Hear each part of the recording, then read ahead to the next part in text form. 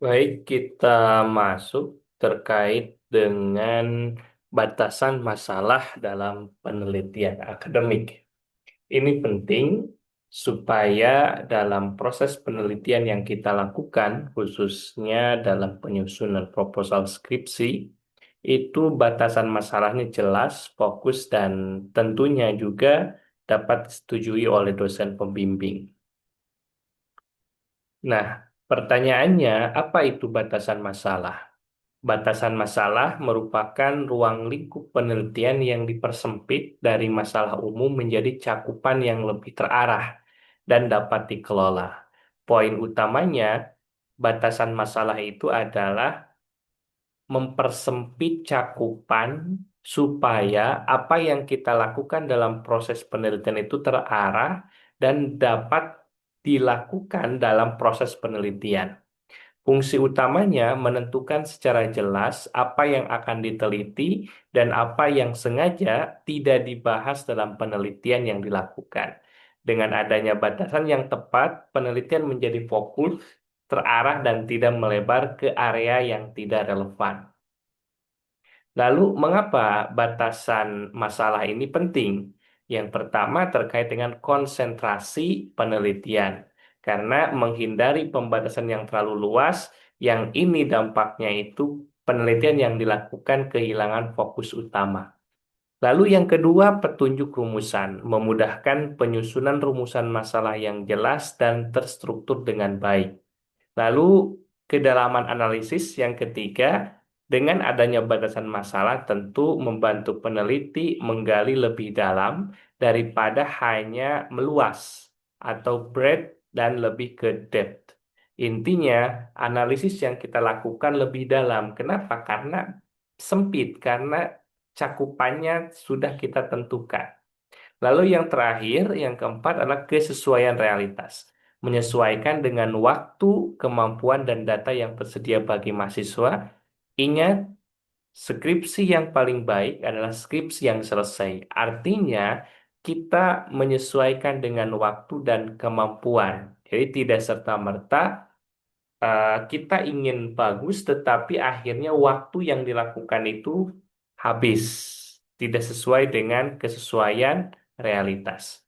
Lalu, apa saja kesalahan yang harus dihindari? Pertama, yang harus dihindari adalah tidak membuat batasan sama sekali. Penelitian menjadi terlalu luas dan sulit dikendalikan. Lalu yang kedua, batasan terlalu luas juga. Misalnya menganalisis semua aspek tanpa spesifikasi yang jelas. Ketiga, tidak konsisten. Batasan tidak sesuai dengan judul dan rumusan masalah yang diajukan. Yang keempat, mengubah di tengah jalan. Artinya, mengubah batasan tanpa revisi sistematis dan persetujuan dosen. Lalu prinsip dalam menentukan batasan masalah itu yang pertama adalah spesifik, artinya fokus pada variabel atau aspek tertentu bukan semua hal secara umum. Yang kedua relevan, artinya sesuai dengan judul penelitian dan tujuan yang ingin dicapai. Ketiga, terukur, artinya dapat diteliti dengan data yang tersedia dan metode yang sesuai. Yang keempat, realistis artinya sesuai dengan waktu, kemampuan, dan sumber daya mahasiswa itu sendiri. Lalu, apa saja sih unsur yang harus dibatasi? Yang pertama, unsur yang harus dibatasi adalah objek penelitian. Apa yang diteliti, misalnya tafsir tertentu, fenomena sosial tertentu, itu objek penelitiannya lebih spesifik. Lalu subjek penelitiannya, siapa yang diteliti? Misalnya mahasiswakah, masyarakat tertentu. Lalu lokasi penelitiannya juga harus dibatasi, di mana penelitian dilakukan secara geografis.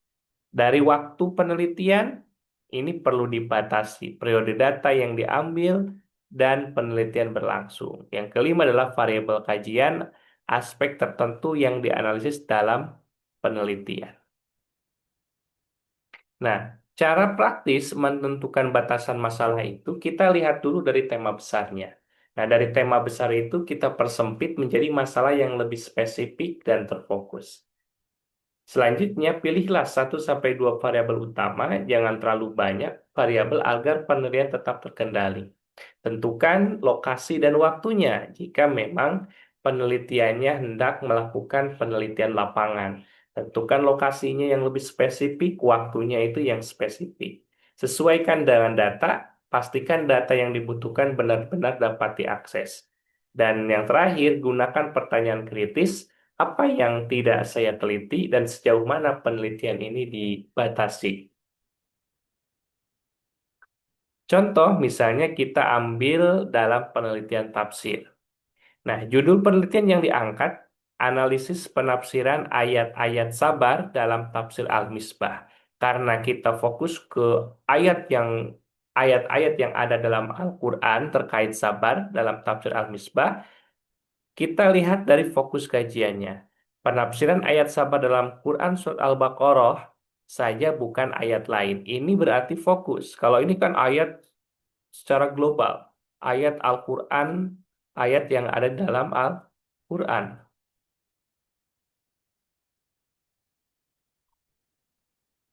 Sedangkan ketika kita fokuskan, bisa jadi kita fokuskan hanya pada surat Al-Baqarah saja.